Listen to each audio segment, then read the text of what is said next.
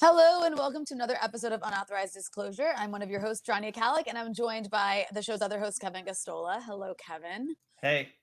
And so today we have with us Lillian House. She's an organizer for the Party of Socialism and Liberation, for Socialism and Liberation. And actually, Lillian's a very important person right now because you were one of the people who was arrested for organizing protests against the police killing of Elijah McClain in Denver, Colorado. You could give us the details on how many other people.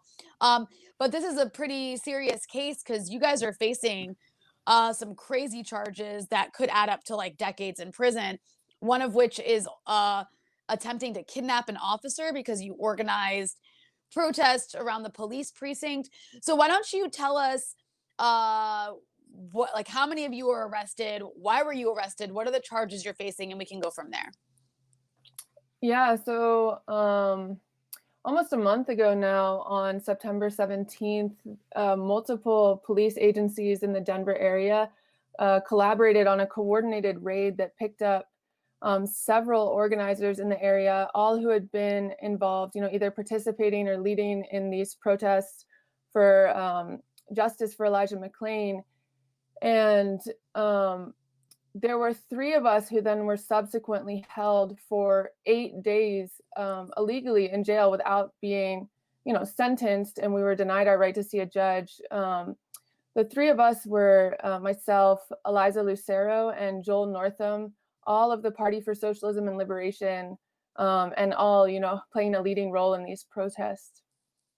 And so, can you talk about more detail, while you were in the jails, you were in these facilities and you were trying to post bond, but at the same time, I understand that you were also showing solidarity with other prisoners inside of these facilities as well. So can you describe, understanding that this political prosecution was intensifying even more as you're denied your right to bond, but also recognizing that there are other people in the jail with you who needed help as well?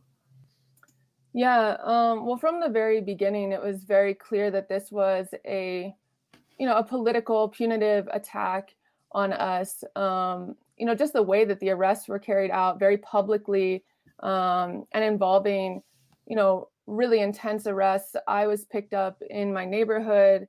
I was driving, and all of a sudden I was surrounded by, I think 6 or 8 police cars, and was immediately cuffed and put into the car and taken down to the Denver jail.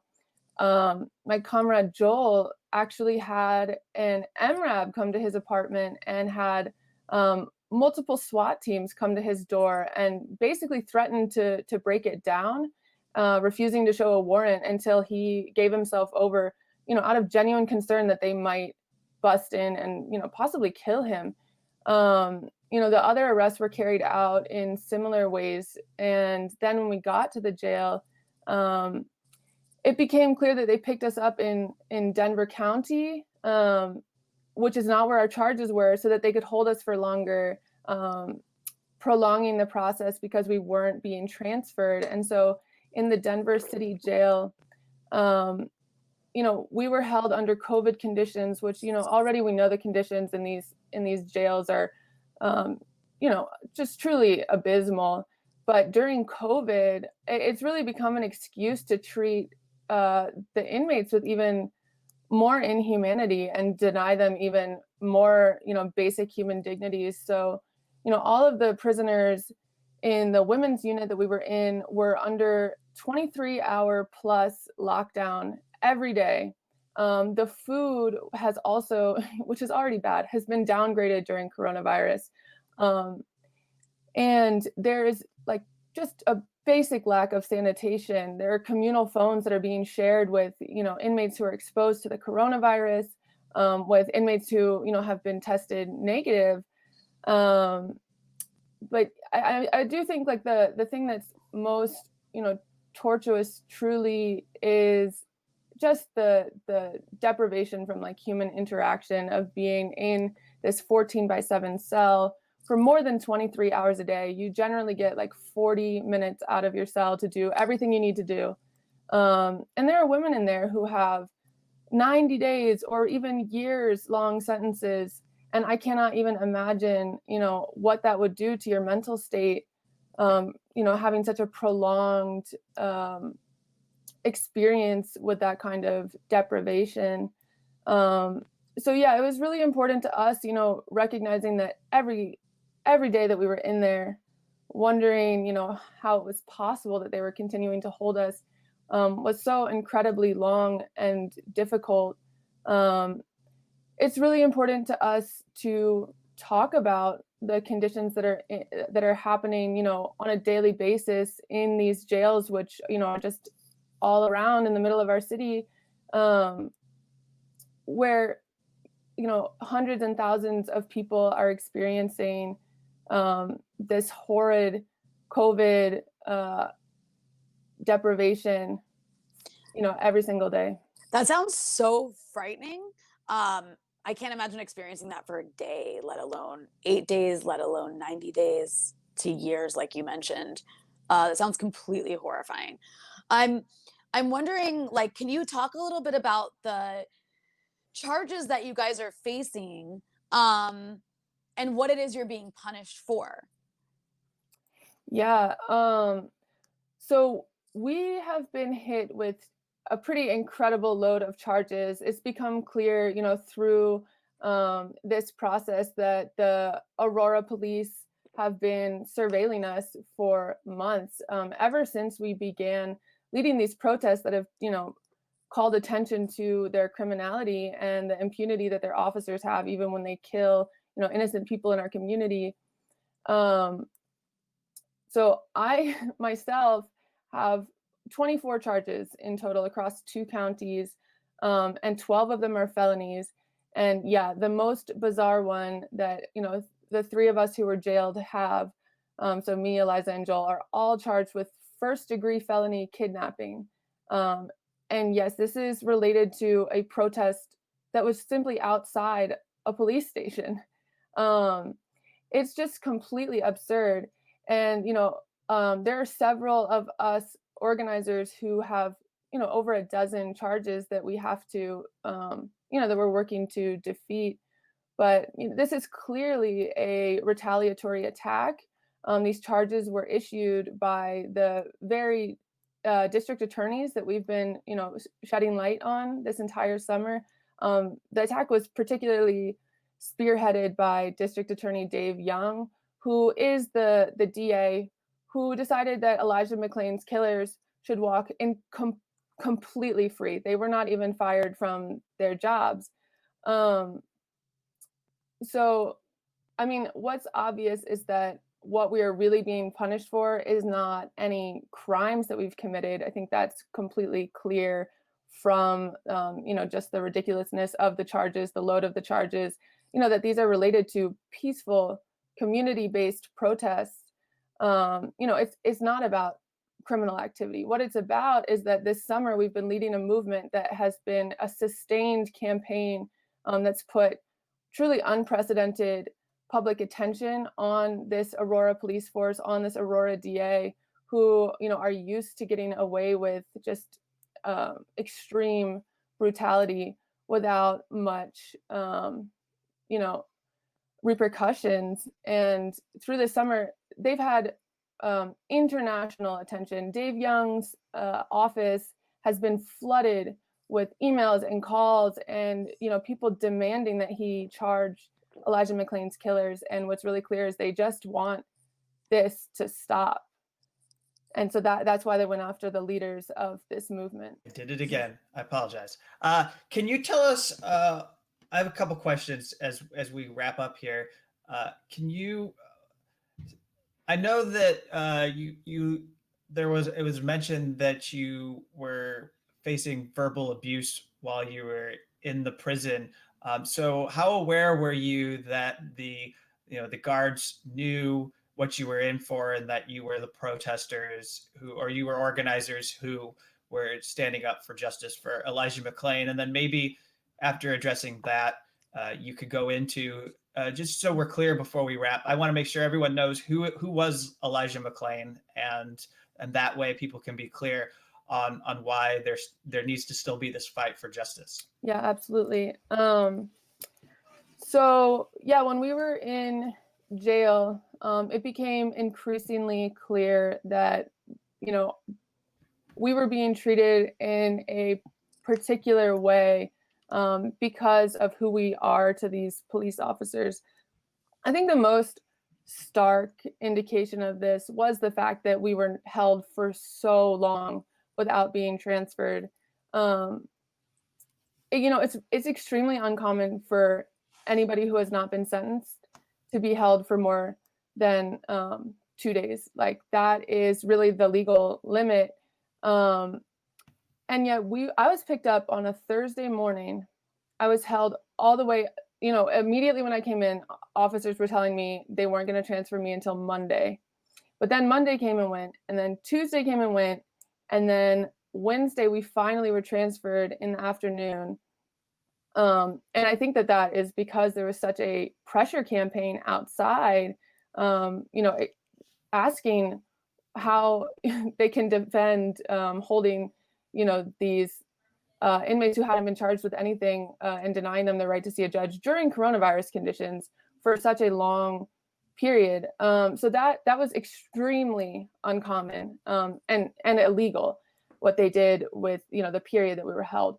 But, it was also, it was a strange experience not knowing which guards knew how much about us. We definitely had suspicions from some guards in just the way that they would, quickly deny your request for, contact solution. Or, I had one guard, I asked what my pills were that I was given at night, and she scoffed and slammed the door in my face. And she said another comment, which I can't repeat on air, calling me a stupid whatever. Oh, you can curse if you want to. Okay, she called me a stupid bitch for asking what pills I was about to take, and shut the door, which I couldn't open for the next, 23 hours. Holy shit. Yeah. And, some guards were telling us things that seemed to be, aimed at intimidating us further. Like Eliza and I were told by a guard that they were perfectly allowed to hold us for 10 business days, which would have had us in there for an entire additional week. So it was honestly a very terrifying position to be in, being in the custody of, the very forces that we have been leading this movement that's been, putting pressure on them that they are obviously extremely unhappy about. And obviously this is Elijah McClain, was killed last summer, right? Yeah. So I'm sorry, last March.